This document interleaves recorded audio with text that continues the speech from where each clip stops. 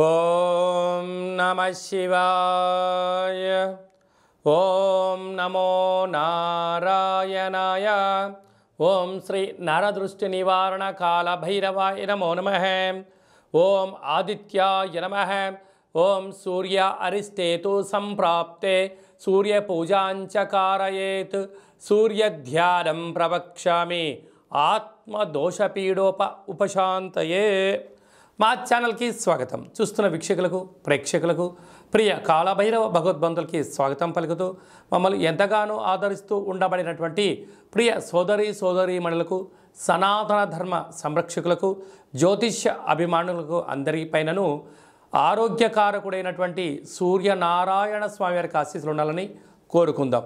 30 సంవత్సరాల తర్వాత రవి భగవానుడు శని స్వక్షేత్రమైనటువంటి కుంభరాశిలో శని అక్కడగా ఉండబడినటువంటి శని చేత రవి 30 సంవత్సరాల తర్వాత కుంభరాశిలో సంచారం చేయడం జరుగుతుంది. ఆరోగ్యకారకుడు సూర్యుడు, అనారోగ్యకారకుడు సూర్యభగవానుడు కలిపి ఏకరాశిలో సంచారం చేసినప్పుడు ఎవరికి ఎలాంటి ఆరోగ్య పరిస్థితులు లేకుండా సంపూర్ణ ఆరోగ్యాలు ప్రసాదించాలని కోరుకుందాం. 14/2/2024 నుండి 14/3/2024 వరకు రవి భగవానుడు కుంభరాశిలో సంచారం చేయడం జరుగుతుంది. కనుక అందరిపైన సూర్యుడి యొక్క ఆశీస్సులు ఉండాలని కోరుకుందాం. మిథున రాశి వారికి రవి భగవానుడు కుంభరాశిలో శనిచేత 30 సంవత్సరాల తర్వాత కలిసి సంచారం చేయడం వలన భాగ్యస్థానంలో సంచారం చేయనప్పుడు గృహస్థాశ్రమ జీవితంలో భార్యాభర్తల మధ్య కానీ, పార్ట్నర్షిప్ వ్యవహారాల మధ్య కానీ, అన్నదమ్ముల వ్యవహారాల్లో కానీ, అప్పులు ఇచ్చి పుచ్చుకునే వ్యవహారాల్లో కానీ స్వల్పమైన ఆటంకాలు ఉండేటువంటి పరిస్థితి ఉంటుంది.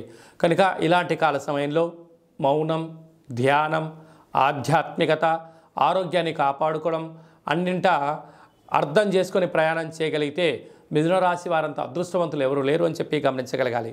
ఎందుకనగా భాగ్యస్థానంలో ఈ యొక్క రవి శనిల సంచార స్థితి ఉండడం వలన చిన్న చిన్న విషయాలకు ఆందోళన, ఏదో జరిగిపోతుందనో ఏదో జరగలేదనో చెప్పి రెండిటిని చింతించాల్సిన అవసరం లేదు.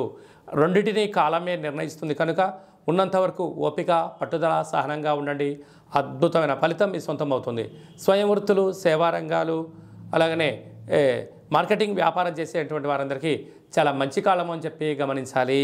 30 సంవత్సరాల తర్వాత కుంభరాశిలో శనిచేత రవి సంచారం చేయనప్పుడు వ్యక్తిగతమైనటువంటి ఆరోగ్యకారకుడు, అనారోగ్యకారకుడు, ధర్మ శిక్షణ కారకుడైనటువంటి ఇద్దరు ఒకే రాశిలో ఉండడం వలన కొన్ని స్వల్పమైనటువంటి ఇబ్బందులు ఉండే అవకాశాలు ఉన్నాయి.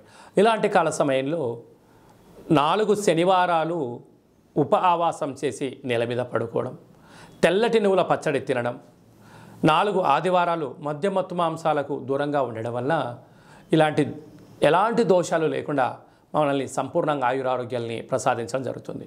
అలాగా ఏమైనా వాహన ప్రమాదాలు కానీ, మానసికంగా కానీ, శారీరకంగా కానీ ఇబ్బందులు ఏమైనా ఉన్నట్లయితే ఒక తెలుపు క్లాతులో, లేకుంటే నీలం రంగు క్లాతులో, లేకుంటే ఎరుపు క్లాతులో, తెలుపు, నీలము, ఎరుపు 3 రంగులలో ఏదో క్లాతులో గోధుమలను, తెల్ల నువ్వులను మూట కట్టి మీ యొక్క శిరస్సు కింద, అంటే పడుకునే మంచం కింద కానీ ఎక్కడైనా ఉంచుకోండి. ఆ 2వ రోజు వీటిని తీసుకుని వెళ్ళి గోమాతకు కానీ, ప్రవహించే నీటిలో కానీ సమర్పించండి. ఎలాంటి ఇబ్బందులు ఉండవని చెప్పి గమనించాలి.